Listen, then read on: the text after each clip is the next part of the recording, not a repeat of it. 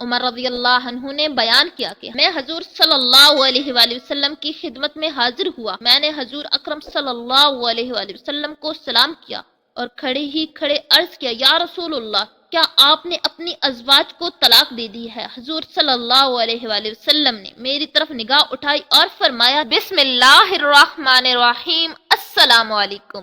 ام المؤمنین حضرت حفصہ رضی اللہ تعالی عنہا کے والد ماجد امیر المؤمنین حضرت عمر ابن خطاب رضی اللہ تعالی عنہ ہیں، اور ان کی والدہ ماجدہ حضرت زینب بنت مزعون رضی اللہ تعالی عنہا ہیں، جو ایک مشہور صحابیہ ہیں۔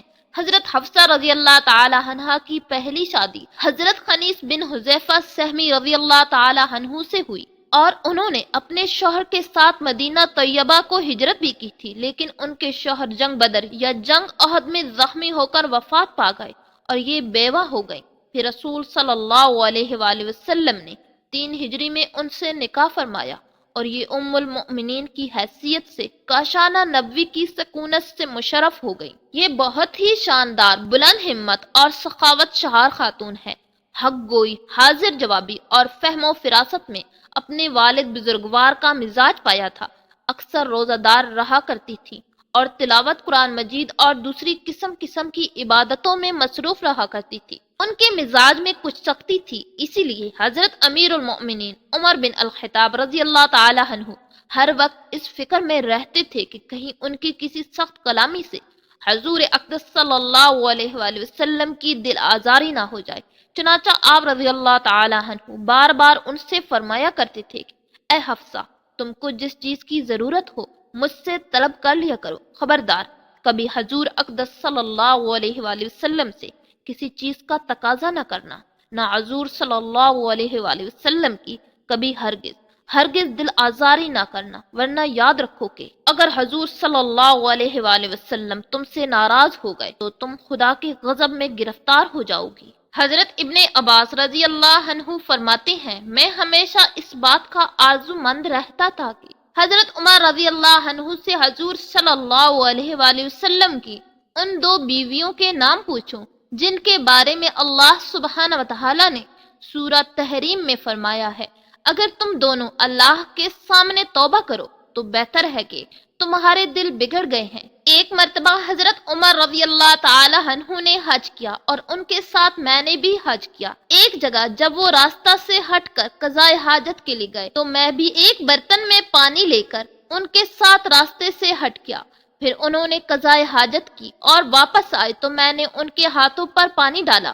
پھر انہوں نے وضو کیا تو میں نے اس وقت ان سے پوچھا کہ یا امیر المؤمنین، نبی کریم صلی اللہ علیہ وآلہ وسلم کی بیویوں میں وہ کون ہیں جن کے متعلق اللہ نے یہ ارشاد فرمایا کہ اگر تم دونوں اللہ کے سامنے توبہ کرو تو بہتر ہے کہ تمہارے دل بگڑ گئے ہیں۔ عمر بن خطاب رضی اللہ عنہ نے اس پر کہا، اے ابن عباس، تم پر حیرت ہے، وہ عائشہ اور حفصہ ہیں۔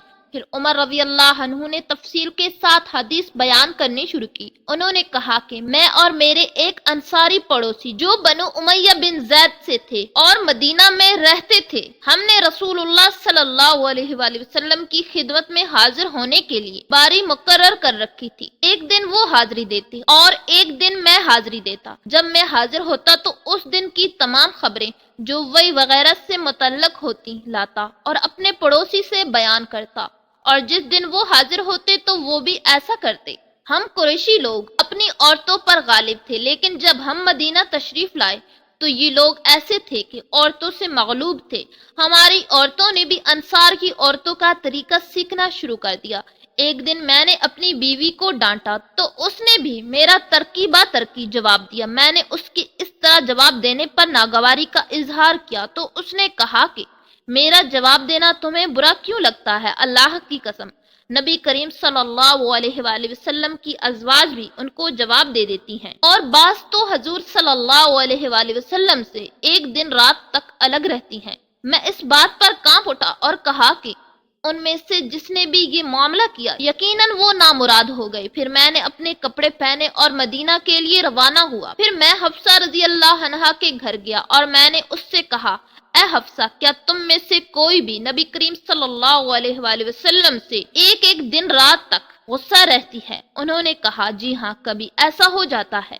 میں نے اس پر کہا کہ پھر تم نے اپنے آپ کو خسارے میں ڈال لیا اور نامراد ہوئی، کیا تمہیں اس کا کوئی ڈر نہیں کہ نبی کریم صلی اللہ علیہ وآلہ وسلم کے غصے کی وجہ سے اللہ تم پر غصہ ہو جائے اور پھر تم تنہا ہی ہو جاؤ گی؟ خبردار، حضور اکرم صلی اللہ علیہ وآلہ وسلم سے مطالبات نہ کیا کرو، نہ کسی معاملہ میں حضور صلی اللہ علیہ وآلہ وسلم کو جواب دیا کرو اور نہ حضور صلی اللہ علیہ وآلہ وسلم کو چھوڑا کرو۔ اگر تمہیں کوئی ضرورت ہو تو مجھ سے مانگ لیا کرو، تمہاری سوکن جو تم سے زیادہ خوبصورت ہے اور حضور اکرم صلی اللہ علیہ وآلہ وسلم کو تم سے زیادہ پیاری ہے، ان کی وجہ سے تم کسی غلط فہمی میں مبتلا نہ ہو جانا۔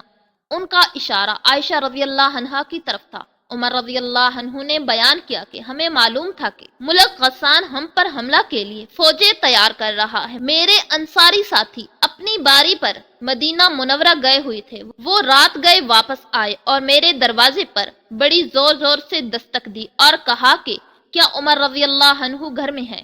میں گھبرا کر باہر نکلا تو انہوں نے کہا کہ آج تو بڑا حادثہ ہو گیا۔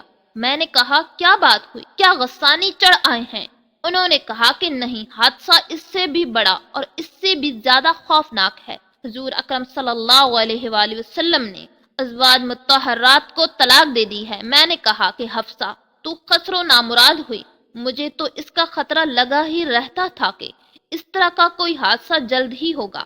پھر میں نے اپنے تمام کپڑے پہنے اور مدینہ کے لیے روانہ ہو گیا۔ میں نے فجر کی نماز حضور اکرم صلی اللہ علیہ وآلہ وسلم کے ساتھ پڑھی۔ نماز کے بعد حضور اکرم صلی اللہ علیہ وآلہ وسلم اپنے ایک بالا خانہ میں چلے گئے اور وہاں تنہائی اختیار کر لی۔ میں حفصہ کے پاس گیا تو وہ رو رہی تھی۔ میں نے کہا اب روتی کیا ہو؟ میں نے تمہیں پہلے ہی متنبہ کر دیا تھا کہ حضور صلی اللہ علیہ وآلہ وسلم نے تمہیں طلاق دے دی ہے۔ انہوں نے کہا کہ مجھے معلوم نہیں۔ حضور اکرم صلی اللہ علیہ وآلہ وسلم اس وقت بالا خانہ میں تنہا تشریف رکھتے تھے۔ میں وہاں سے نکلا اور منبر کے پاس آیا۔ اس کے گرد کچھ صحابہ کرام موجود تھے اور ان میں سے بعض رو رہے تھے۔ تھوڑی دیر تک میں ان کے ساتھ بیٹھا رہا، اس کے بعد میرا غم مجھ پر غالب آ گیا اور میں اس بالا خانہ کے پاس آیا جہاں حضور اکرم صلی اللہ علیہ وآلہ وسلم تشریف رکھتے تھے۔ میں نے حضور صلی اللہ علیہ وآلہ وسلم کے ایک حبشی غلام سے کہا کہ عمر کے لیے اندر آنے کی اجازت لے لو۔ غلام اندر گیا اور حضور اکرم صلی اللہ علیہ وآلہ وسلم سے گفتگو کر کے واپس آ گیا۔ اس نے مجھ سے کہا کہ میں نے حضور صلی اللہ علیہ وآلہ وسلم سے عرض کی اور حضور صلی اللہ علیہ وآلہ وسلم سے آپ کا ذکر کیا، لیکن آپ خاموش رہے۔ چنانچہ میں واپس چلا آیا اور پھر ان لوگوں کے ساتھ بیٹھ گیا جو ممبر کے پاس موجود تھے۔ میرا غم مجھ پر غالب آیا اور دوبارہ آ کر میں نے غلام سے کہا کہ عمر کے لیے اجازت لے لو۔ اس غلام نے واپس آ کر پھر کہا کہ میں نے حضور صلی اللہ علیہ وآلہ وسلم کے سامنے آپ کا ذکر کیا تو حضور صلی اللہ علیہ وآلہ وسلم خاموش رہے۔ میں پھر واپس آ گیا اور ممبر کے پاس جو لوگ موجود تھے ان کے ساتھ بیٹھ گیا، لیکن میرا غم مجھ پر غالب آیا اور میں نے پھر آ کر غلام سے کہا کہ عمر کے لیے اجازت طلب کرو۔ غلام اندر گیا اور واپس آ کر جواب دیا کہ میں نے آپ کا ذکر حضور صلی اللہ علیہ وآلہ وسلم سے کیا اور حضور صلی اللہ علیہ وآلہ وسلم خاموش رہے۔ میں وہاں سے واپس آ رہا تھا کہ غلام نے مجھے پکارا اور کہا حضور اکرم صلی اللہ علیہ وآلہ وسلم نے تمہیں اجازت دے دی ہے۔ میں حضور صلی اللہ علیہ وآلہ وسلم کی خدمت میں حاضر ہوا تو آپ اس باندھ کی چارپائی پر جس سے چٹائی بنی جاتی ہے لیٹے ہوئے تھے، اس پر کوئی بستر بھی نہیں تھا۔ باندھ کے نشانات آپ کے پہلو مبارک پر پڑے ہوئے تھے۔ جس تکیا پر آپ ٹیک لگائے ہوئے تھے اس میں چھال بھری ہوئی تھی۔ میں نے حضور اکرم صلی اللہ علیہ وآلہ وسلم کو سلام کیا اور کھڑے ہی کھڑے عرض کیا یا رسول اللہ، کیا آپ نے اپنی ازواج کو طلاق دے دی ہے؟ حضور صلی اللہ علیہ وآلہ وسلم نے میری طرف نگاہ اٹھائی اور فرمایا نہیں۔ میں خوشی کی وجہ سے کہہ اٹھا اللہ اکبر۔ پھر میں نے کھڑے ہی کھڑے حضور صلی اللہ علیہ وآلہ وسلم کو خوش کرنے کے لیے کہا کہ یا رسول اللہ، آپ کو معلوم ہے ہم قریش کے لوگ عورتوں پر غالب رہا کرتے تھے، پھر جب ہم مدینہ آئے تو یہاں کے لوگوں پر ان کی عورتیں غالب تھی۔ حضور صلی اللہ علیہ وآلہ وسلم اس پر مسکرا دیے۔ پھر میں نے عرض کیا یا رسول اللہ، آپ کو معلوم ہے میں حفصہ کے پاس ایک مرتبہ گیا تھا اور اس سے کہہ آیا تھا کہ اپنی سوکن کی وجہ سے جو تم سے زیادہ خوبصورت اور تم سے زیادہ رسول اللہ صلی اللہ علیہ وآلہ وسلم کو عزیز ہے، دھوکہ میں مت رہنا۔ ان کا اشارہ عائشہ رضی اللہ عنہا کی طرف تھا۔ اس پر حضور اکرم صلی اللہ علیہ وآلہ وسلم دوبارہ مسکرا دیے۔ میں نے حضور صلی اللہ علیہ وآلہ وسلم کو مسکراتے دیکھا تو بیٹھ گیا، پھر نظر اٹھا کر میں حضور صلی اللہ علیہ وآلہ وسلم کے گھر کا جائزہ لیا۔ اللہ کی قسم میں نے حضور صلی اللہ علیہ وآلہ وسلم کے گھر میں کوئی ایسی چیز نہیں دیکھی جس پر نظر رکتی سوائے 3 چمڑوں کے جو وہاں موجود تھے۔ میں نے عرض کیا، یا رسول اللہ سے دعا فرمائے کہ وہ آپ کی امت کو فراخی عطا فرمائے۔ فارس و روم کو فراخی اور وسعت حاصل ہے اور انہیں دنیا دی گئی ہے، حالانکہ وہ اللہ کی عبادت نہیں کرتے۔ حضور صلی اللہ علیہ وآلہ وسلم ابھی تک ٹیک لگائے ہوئے تھے لیکن اب سیدھے بیٹھ گئے اور فرمایا، ابن خطاب تمہاری نظر میں بھی یہ چیزیں اہمیت رکھتی ہیں؟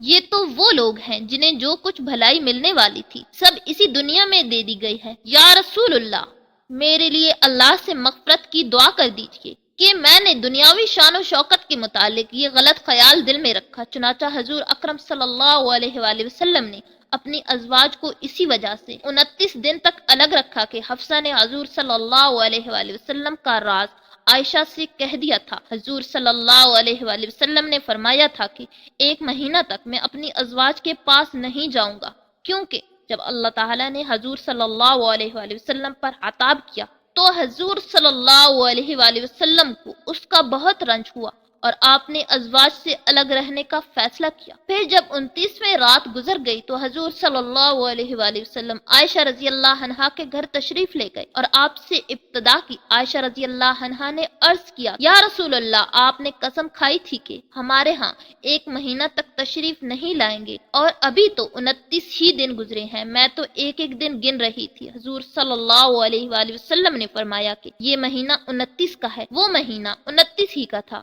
عائشہ رضی اللہ عنہا نے بیان کیا کہ پھر اللہ تعالیٰ نے آیت تخییر نازل کی اور حضور صلی اللہ علیہ وآلہ وسلم اپنی تمام ازواج میں سب سے پہلے میرے پاس تشریف لائے اور مجھ سے اللہ کی وحی کا ذکر کیا تو میں نے حضور صلی اللہ علیہ وآلہ وسلم کو ہی پسند کیا۔ اس کے بعد حضور صلی اللہ علیہ وآلہ وسلم نے اپنی تمام دوسری ازواج کو اختیار دیا اور سب نے وہی کہا جو حضرت عائشہ رضی اللہ عنہا کہہ چکی تھی۔